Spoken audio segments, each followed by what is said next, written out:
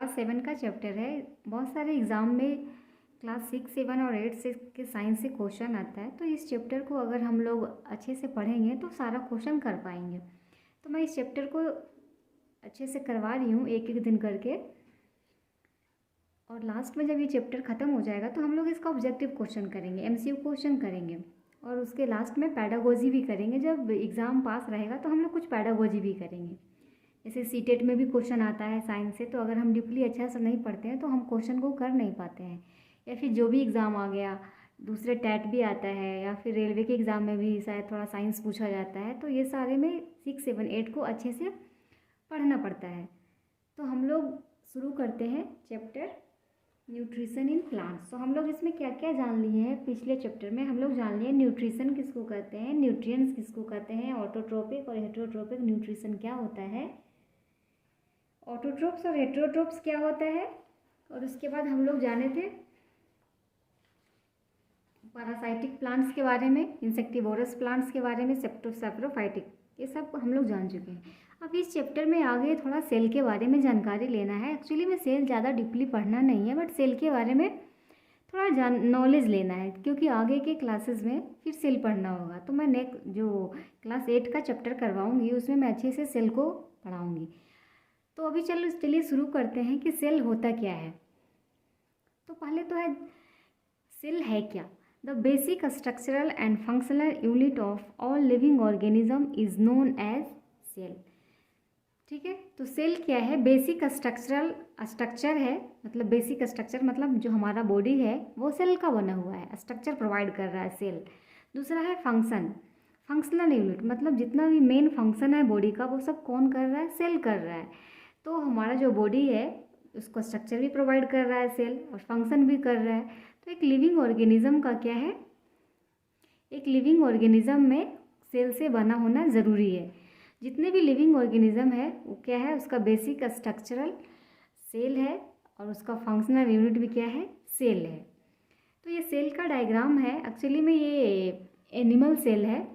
तो सेल का डायग्राम कैसा होता है, ये सेल है, ये चारों तरफ से क्या है, बाउंड है, मेम्ब्रेन बाउंड है, जो सेल को चारों तरफ से कवर करके रखा है, जिसको हम लोग बोलते हैं सेल मेम्ब्रेन या प्लाज्मा मेम्ब्रेन।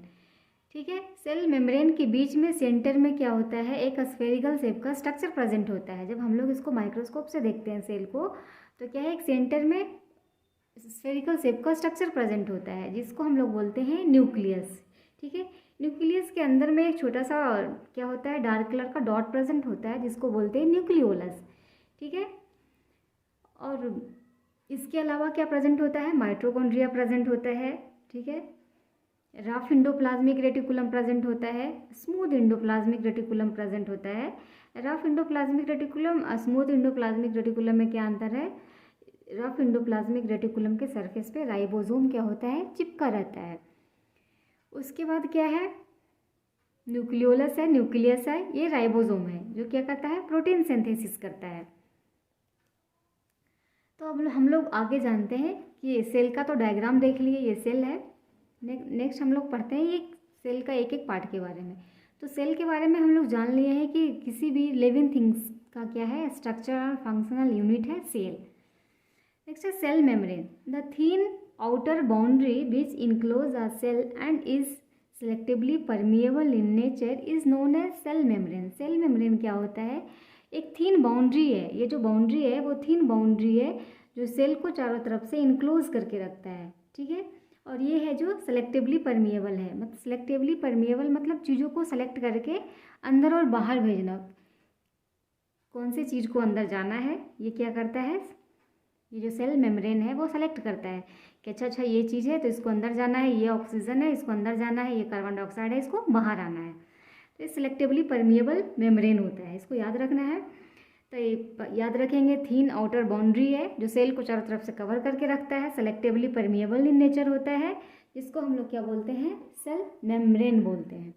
नेक्स्ट आ गया न्यूक्लियस। न्यूक्लियस क्या है, a spherical structure usually located in the centre of a cell. जैसे कि मैं अभी बताई हूँ कि एक स्फेरिकल शेप का स्ट्रक्चर क्या होता है, सेल के सेंटर में प्रेजेंट होता है, जिसको हम लोग क्या कहते हैं, न्यूक्लियस कहते हैं।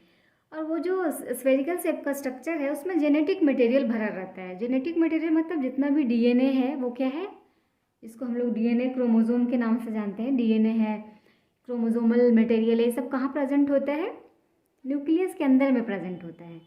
ठीक है, याद रहेगा। नेक्स्ट है साइटोप्लाज्म। साइटोप्लाज्म क्या है, ये जो स्ट्रक्चर दिख रहा है डॉट डॉट डॉट डॉट जो सेल के अंदर में भरा है, इसको हम लोग बोलते हैं साइटोप्लाज्म।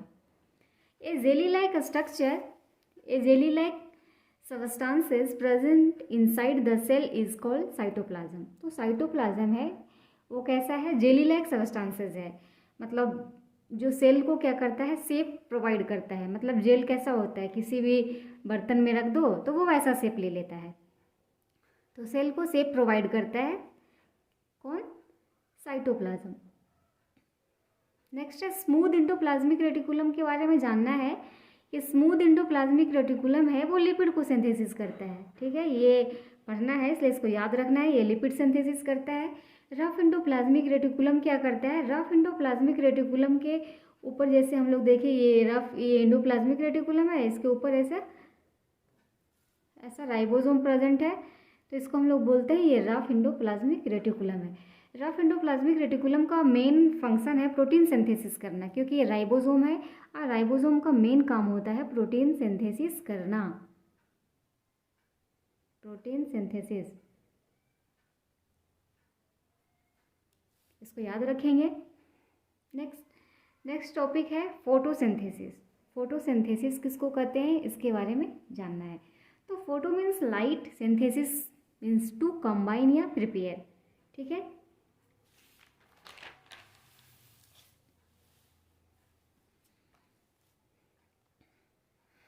अब जानेंगे फोटोसिंथेसिस क्या होता है। तो ये प्लांट है, ठीक है, ये प्लांट है, प्लांट का रूट है जहाँ से वो क्या कर रहा है, वाटर और मिनरल्स को एब्जॉर्ब कर रहा है। ये प्लांट्स का लीफ है जिसमें क्या प्रेजेंट होता है, प्लांट्स के लीफ में क्लोरोफिल प्रेजेंट होता है। क्लोरोफिल क्या है, एक पिगमेंट्स है जो प्लांट के लीफ और कुछ ग्रीन प्लांट्स के बॉडी में भी प्रेजेंट होता है, मतलब स्टेम में भी प्रेजेंट होता है, पर लीफ में ही मेनली क्लोरोफिल प्रेजेंट होता है। तो ये प्लांट क्या कर रहा है, ये सन से क्या कर रहा है, लाइट एनर्जी को ले रहा है। ये लाइट एनर्जी सन से ले रहा है और ये क्या कर रहा है, एटमॉस्फेयर से कार्बन डाइऑक्साइड को ले रहा है, मतलब सनलाइट ले रहा है, कार्बन डाइऑक्साइड ले रहा है, और उसका सनलाइट और कार्बन डाइऑक्साइड लेके क्लोरोफिल के प्रेजेंट में क्या कर रहा है, कार्बोहाइड्रेट बना रहा है। और जब कार्बोहाइड्रेट बनता है तो क्या है, ऑक्सीजन बाहर निकलता है।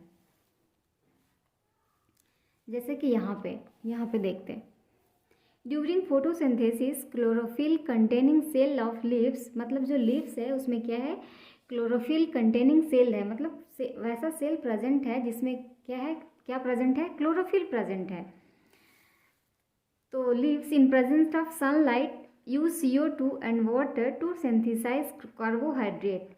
मतलब फोटोसिंथेसिस में क्या करता है, प्लांट्स सनलाइट लेके, कार्बन डाइऑक्साइड लेके एटमॉस्फेयर से क्या करेगा, कार्बोहाइड्रेट बनाएगा, और कार्बोहाइड्रेट के साथ साथ क्या है, ऑक्सीजन रिलीज होगा। तो याद रखना है, सनलाइट, CO2 और वाटर लेके प्लांट्स क्या करता है, कार्बोहाइड्रेट बनाता है। यहाँ पे CO2 ले रहा है एटमॉस्फेयर से, लाइट ले रहा है सन से, और क्या, वाटर और मिनरल्स ले रहा है रूट सॉइल से, रूट के हेल्प से, और कार्बोहाइड्रेट प्रिपेयर कर रहा है, और बदले में क्या है, ऑक्सीजन रिलीज हो रहा है। ये लीफ है, ये मैं डायग्राम बनाई हूँ, ये इस लीफ को, ये लीफ है तो यहाँ पे एक लीफ में बनाई। उसके बाद इस लीफ को क्या करते हैं, अगर हम माइक्रोस्कोप में देखते हैं तो ऐसा दिखाई देता है। ये क्या है, लीफ का सेल है। ये जो लीफ का सेल है इसमें जो प्रेजेंट है जैसे डॉट डॉट डॉट, ये क्या है, क्लोरोफिल पिगमेंट है। क्या है, क्लोरोफिल पिगमेंट। क्लोरोफिल की वजह से ही प्लांट का कलर क्या है, ग्रीन है। और ये है स्टोमाटा, गार्ड सेल और स्टोमाटा प्रेजेंट है लीफ में,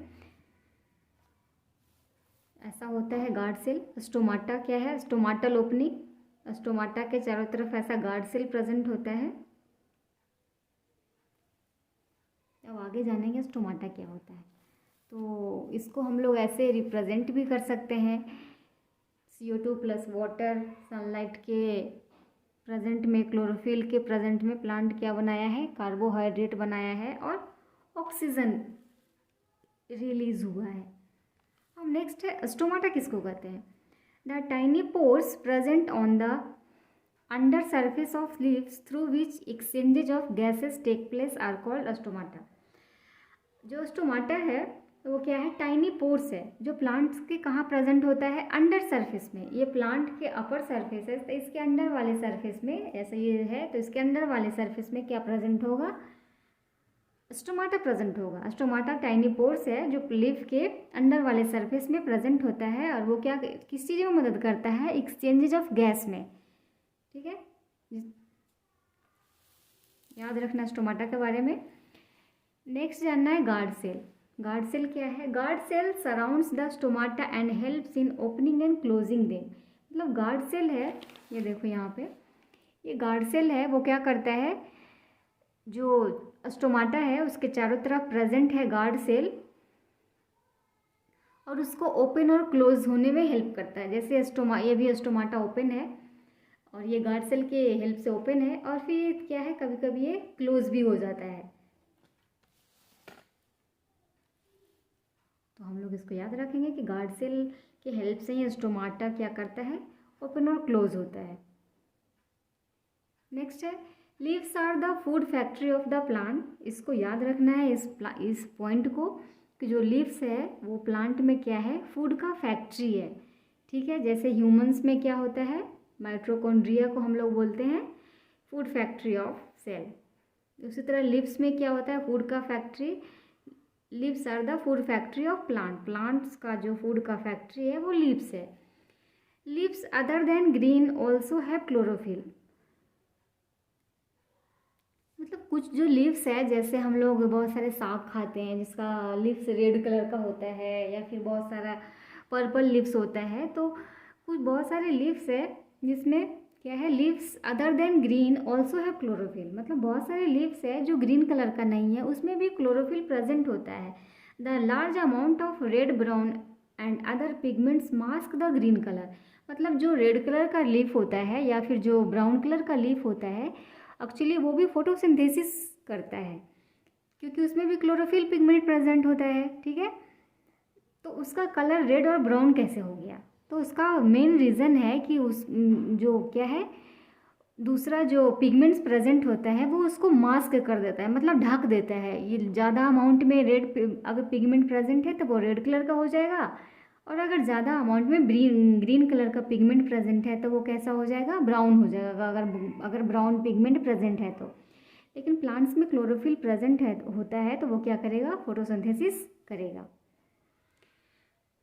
यहाँ पे लाइन है brown and other pigments mask the green colour. मतलब दूसरा जो पिगमेंट है वो क्या करता है, ग्रीन कलर को ढक देता है। Photosynthesis take place in this leaves also. तो इस लीव्स में भी, इस टाइप के लीव्स में भी क्या होता है, प्लांट्स में भी फोटोसिंथेसिस होता है।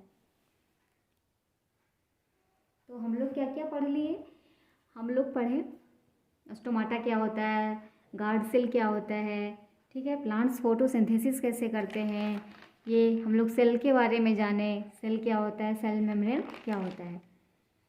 नेक्स्ट जानना है एल्गी के बारे में कि एल्गी क्या होता है।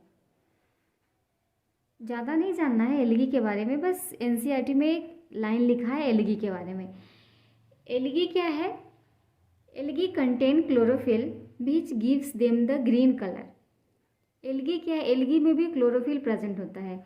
एल्गी बहुत सारे जो प्लांट बॉडी है, स्टैग्नेंट वाटर जहाँ पे प्रेजेंट होता है वहाँ पे ऊपर क्या होता है, ग्रीन कलर का कुछ दिखाई देता है, हरा हरा कलर का, तो उसको हम लोग क्या बोलते हैं, एल्गी बोलते हैं। तो एल्गी क्या है, एक प्लांट है, एल्गी भी प्लांट है जिसमें क्लोरोफिल प्रेजेंट होता है जिसकी वजह से वो ग्रीन कलर होता है, ग्रीन कलर का होता है। और एल्गी क्या है, क्लोरोफिल प्रेजेंट होने की वजह से वो अपना फूड क्या करता है, खुद से प्रिपेयर करता है। तो इसको याद रखना है कि एल्गी क्या है, एल्गी प्लांट्स है जो ऑटोट्रोप्स है। क्वेश्चन आता है कि एल्गी क्या है, ऑटोट्रोप्स है, सैप्रोफाइट्स है, तो एल्गी क्या है, ऑटोट्रोप्स है, क्योंकि वो अपना फूड खुद बना रहा है।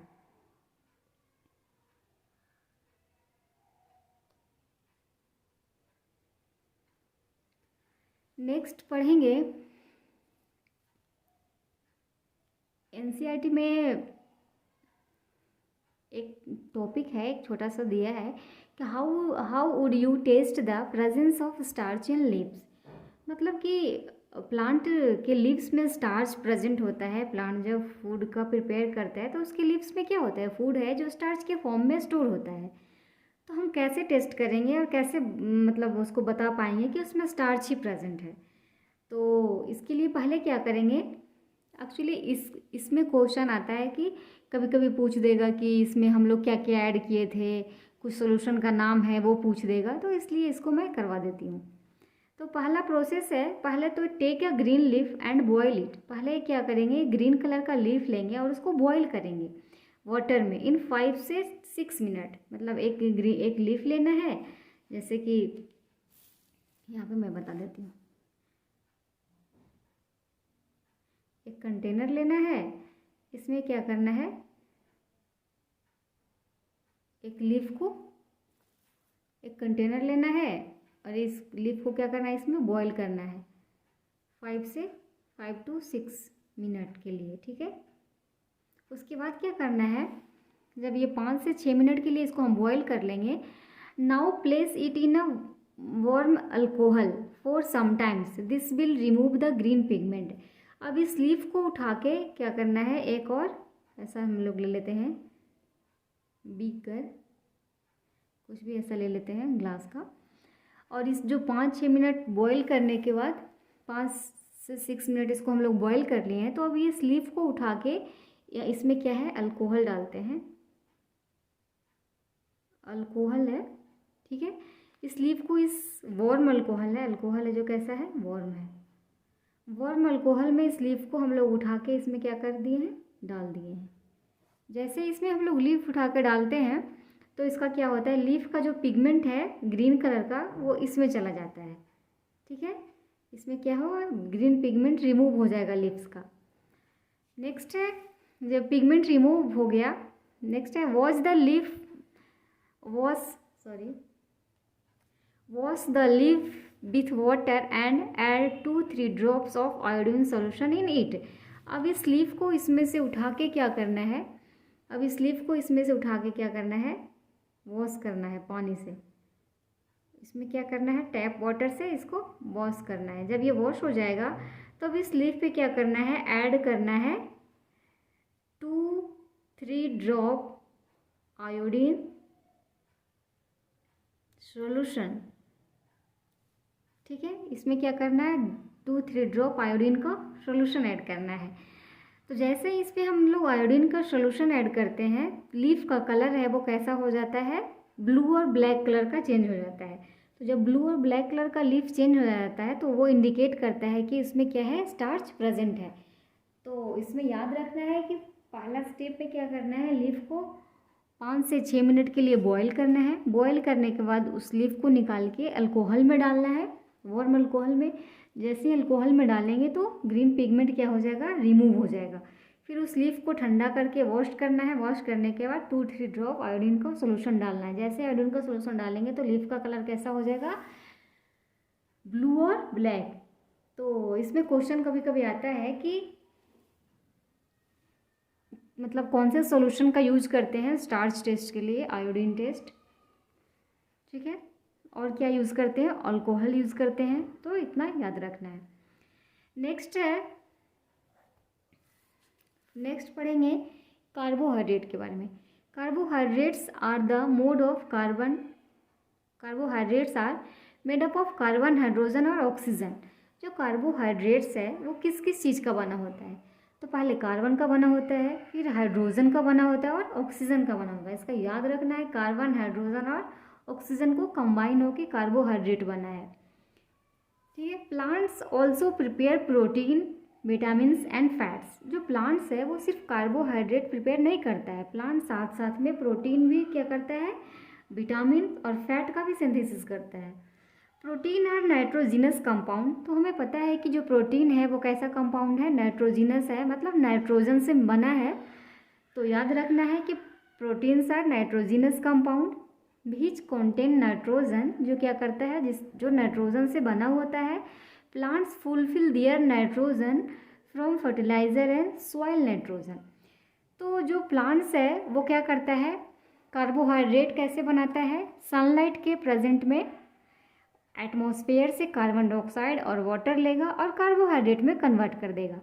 लेकिन प्लांट और भी क्या करता है, प्रोटीन, विटामिन्स और फैट्स को भी सिंथेसिस करता है। तो जो प्रोटीन है उसको सिंथेसिस करने के लिए, मतलब बनाने के लिए प्लांट्स को क्या चाहिए, नाइट्रोजन चाहिए, क्योंकि जो प्रोटीन है वो नाइट्रोजन का बना हुआ है, तो उसको बनाने के लिए नाइट्रोजन चाहिए। तो नाइट्रोजन प्लांट्स कहाँ से लेता है, पहला तो नाइट्रोजन जो फार्मर्स लोग फर्टिलाइज़र यूज़ करते हैं NPK, उसमें क्या होता है, नाइट्रोजन प्रेजेंट होता है, तो उससे प्लांट्स नाइट्रोजन ले लिया। दूसरा है कि जो हमारा एटमॉस्फेयर में जो नाइट्रोजन प्रेजेंट है जिसको प्लांट्स नहीं ले पाता है, तो बैक्टीरिया क्या करता है, उस नाइट्रोजन को क्या करता है, चेंज करके नाइट्रोजिनस कंपाउंड में प्लांट्स को देता है, और फिर वो प्लांट्स है जो उस नाइट्रोजन को यूज़ कर पाता है। तो वही सॉइल नाइट्रोजन वही है जो बैक्टीरिया कन्वर्ट कर दे रहा है एटमॉस्फेरिक नाइट्रोजन को यूजेबल फॉर्म में। ठीक है, तो याद रखना है कि प्लांट्स कार्बन, हाइड्रोजन और कार्बोहाइड्रेट, कार्बन, हाइड्रोजन और ऑक्सीजन का बना हुआ है। प्लांट्स प्रोटीन, विटामिन्स और फैट्स का सिंथेसिस करता है। जो प्रोटीन है वो नाइट्रोजिनस कंपाउंड है, ठीक है, जिसको बनाने के लिए, प्रिपेयर करने के लिए नाइट्रोजन का ज़रूरत पड़ता है। जो प्लांट्स उस नाइट्रोजन को कहाँ से लेता है, फर्टिलाइज़र से लेता है और सॉइल नाइट्रोजन से लेता है, जो बैक्टीरिया क्या करता है, उसको कन्वर्ट करता है। तो ये हो गया। अब इसके आगे और पढ़ना है जो हम लोग नेक्स्ट चैप्टर में पढ़ेंगे, नेक्स्ट क्लास में पढ़ेंगे, सॉरी नेक्स्ट चैप्टर नहीं, नेक्स्ट क्लास में पढ़ेंगे इसके आगे। और फिर उसके बाद MCQ क्वेश्चन करेंगे। तो प्लीज़ अगर मेरा अच्छा लग रहा हो मेरा पढ़ाने का स्टाइल, तो लाइक और सब्सक्राइब करें मेरे चैनल को।